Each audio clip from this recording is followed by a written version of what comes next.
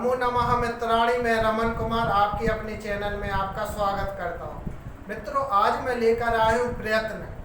संस्कृत में प्रयत्न दो प्रकार के होते हैं। आप यहाँ पर देख रहे हैं आभ्यंतर प्रयत्न और बाह्य प्रयत्न।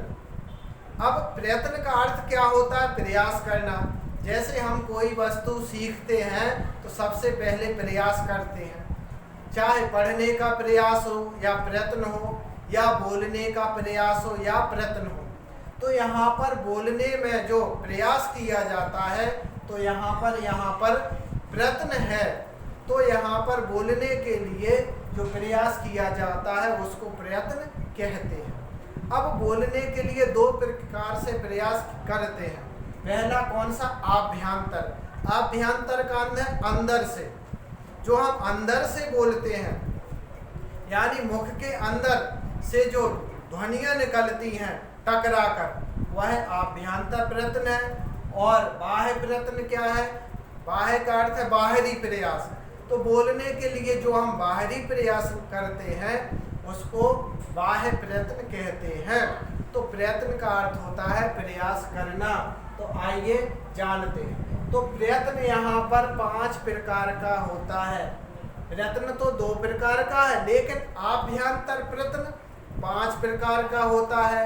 बाह्य प्रयत्न 11 प्रकार के होते हैं। तो यहाँ आप देख रहे हैं कि जो आभ्यंतर प्रयत्न है वह 5 प्रकार का होता है और बाह्य जो प्रयत्न है वह 11 प्रकार का होता है। क्योंकि आभ्यंतर प्रयत्न सिर्फ 5 प्रकार का है तो 2 प्रकार, चौथा और 5वां यहाँ पर मैंने लिख दिया है, क्योंकि यहाँ से हम शुरू करेंगे। अब यहाँ पर मैं लिख दे रहा हूँ कि आभ्यंतर प्रयत्न कौन कौन सा होता है। तो पहला होता है स्पष्ट। पहला प्रयत्न होता है स्पष्ट। दूसरा प्रयत्न होता है ईषत् स्पष्ट।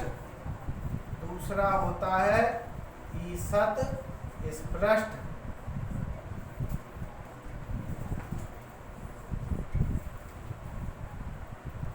तीसरा होता है ईषत् विव्रत। ईषत् विव्रत। ये हो गए 3 प्रकार। चौथा है विव्रत और 5वां है संव्रत। चौथा है विव्रत, 5वां है संव्रत। तो इस तरह से आभ्यंतर प्रयत्न 5 प्रकार का होता है। स्पष्ट, ईषत् स्पष्ट, ईषत् विव्रत, विव्रत और संव्रत। तो यहाँ पर 5 प्रकार का आभ्यंतर प्रयत्न होते हैं। तो सबसे पहले मैं यहाँ जो चौथा प्रकार है विव्रत, सबसे पहले इसके बारे में मैं आपको यहाँ पर समझा रहा हूँ, फिर संव्रत समझाऊंगा, उसके बाद स्पष्ट, ईषत् स्पष्ट और ईषत् विव्रत समझेंगे। तो आइए जानते हैं इसके बारे में। तो आप इनको अपनी उत्तर पुस्तिका में लिख सकते हैं, कॉपी में उतार सकते हैं। तो सबसे पहले हम यहाँ पर चौथा जो आभ्यंतर प्रयत्न है विव्रत, उसके बारे में हम पढ़ते हैं। विव्रत का अर्थ क्या होता है? खुला हुआ। विव्रत का मतलब है खुला हुआ। तो विव्रत का अर्थ होता है खुला हुआ। अब यहाँ पर जो हम विव्रत स्वरों का जो उच्चारण करते हैं तो इसमें मुख खुलता है, इसलिए यहाँ पर विव्रत प्रयत्न कहा जाता है। स्वरों के उच्चारण में जो हमने प्रयास किया है उसमें मुख खुलता है, तो इसलिए यहाँ पर विव्रत प्रयत्न कहते। इसी बात है कि वहां पर वह पूछेगा कि आभ्यंतर प्रयत्न में कौन सा स्वरों का प्रयत्न होता है? विव्रत। तो हमेशा यह बात ध्यान रखनी है, स्वरों का प्रयत्न विव्रत होता है। ना तो स्वरों का प्रयत्न ईषत् स्पष्ट होगा, ना स्पष्ट होगा, ना ईषत् विव्रत होगा। तो स्वरों में हमेशा जो प्रयत्न होता है, स्वरों का जो आभ्यंतर प्रयत्न है वह विव्रत होता है। ना तो वह स्पष्ट होगा, ना ईषत् स्पष्ट होगा, ना ईषत् संव्रत होगा और ना संव्रत होगा। हमेशा स्वर पूछ लेगा कि स्वरों का आभ्यंतर प्रयत्न कौन है, विव्रत। अब स्वर क्या होते हैं? अच, अच में कौन कौन आते हैं स्वर? आ, ई, छोटा, छोटी, इसी में बड़ा, बड़ी, नेत, छोटा ऊ, बड़ा ऊ, ऋ, लृ, ए, औंग, आई, औच, यानी ए, अच। तो जहां पर ए,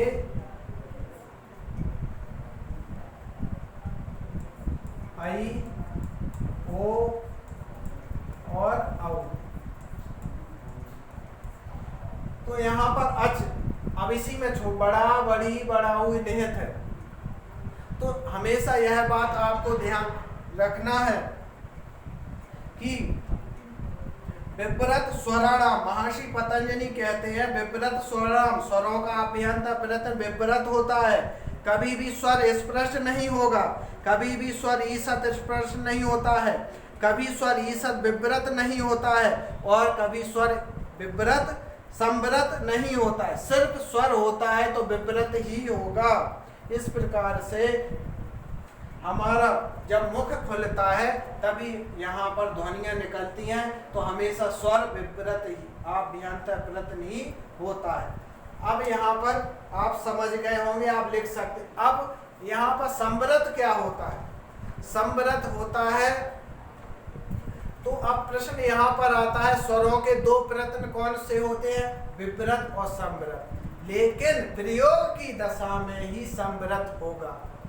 अब यहाँ पर उच्चारण में जो आ है, तो यहाँ पर सिर्फ आ स्वर है वही संव्रत होता है, इस और आ स्वर विव्रत भी होता है। छोटा ई विव्रत होता है, छोटा ऊ विव्रत होता है, लेकिन छोटा आ संव्रत होगा। छोटी ई, छोटा ऊ, ऋ, लृ, एवं, यह संव्रत कभी नहीं होता है, सिर्फ आ ही संव्रत होगा। और जितने भी स्वर है आ से लेकर एवं आई तक वह विव्रत ही होंगे। तो इस तरह से आ विव्रत भी होता है, संव्रत भी होगा। अब यहाँ पर आप भ्रमित हो रहे होंगे कि हम कैसे पहचाने प्रश्न में कि आ विव्रत होगा या संव्रत होगा। तो वह प्रश्न में पूछेगा कि आप आ का आभ्यंतर प्रयत्न क्या होगा, तो आप विव्रत लगाएंगे। अगर वह पूछे कि आ का आभ्यंतर प्रयत्न प्रयोग की दशा में कौन सा होगा, तब आप संव्रत लगाएंगे। तो आप इस बात को ध्यान रखना है कि प्रयोग की दशा में जब यह कंडीशन लगी है, महर्षि पाणिनि ने दो कंडीशन बताई हैं, एक तो प्रक्रिया की दशा और एक प्रयोग की दशा। तो ये प्रक्रिया की दशा में तो विव्रत होता है, लेकिन प्रयोग की दशा में यदि यह कंडीशन लगी जाती है तो आ संव्रत ही होगा। और यदि आ प्रयोग की दशा में नहीं लिखा है, आ के साथ प्रयोग की दशा नहीं लिखी, तो आ हमेशा आभ्यंतर प्रयत्न विव्रत होगा, लेकिन आ के साथ यदि प्रयोग की दशा होगी वह संव्रत होगा। तो प्रश्न किस तरह से आएगा? वह पूछेगा कि आभ्यंतर प्रयत्न में आ स्वर प्रयोग की दशा में कौन सा प्रयत्न होगा, तो संव्रत होगा। यदि वह पूछ ले कि आ आभ्यंतर प्रयत्न कौन सा होता है, तो विव्रत प्रयत्न होगा। तो इस तरह से सभी स्वर विव्रत होते हैं, और जो आ होता है वह संव्रत भी होता है, लेकिन संव्रत कब होगा? प्रयोग की दशा में। यदि प्रयोग की दशा प्रश्न के साथ नहीं लिखी तो वह विव्रत होगा। तो इसी तरह से अब हम पढ़ेंगे पहला ईसत स्पष्ट, ईसत। अब जो अगला जो इसके तीन प्रयत्न हैं, विव्रत, संव्रत, चौथा पांचवा पढ़ लिया। अब हम अगले वीडियो में कौन सा पढ़ेंगे? स्पष्ट। अगला पढ़ेंगे स्पष्ट और ईसत स्पष्ट,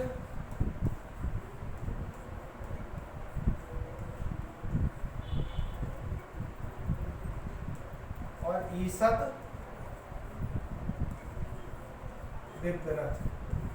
तो अगले वीडियो में हम पढ़ेंगे। अब आप प्रश्न आपके मन में उठना होगा कि स्पष्ट जो पहला प्रयत्न है, दूसरा ईसत स्प्रश और तीसरा ईसत विपर्त। यह क्यों नहीं पढ़ा है? इसलिए नहीं पढ़ा है कि स्वरों से मैंने प्रारंभ किया है, तो स्वरों के जो प्रयत्न है ये दोनों विभ्रत होते हैं, इसलिए सबसे पहले बता दिया यहाँ से, ताकि आपको समझने में सहायता होगी। अब जो स्पृष्ट, ईसत स्पृष्ट और ईसत विव्रत है, ये सभी व्यंजन के प्रयत्न है। तो इसलिए आभ्यंतर प्रयत्न को मैंने चौथा और पांचवें से शुरू किया है। पहला, दूसरा और तीसरा जो प्रयत्न है वो अगले वीडियो में लेकर आऊँगा। आपको वीडियो कैसा लगा निश्चित ही आप हमें जरूर बताएंगे। नमस्कार।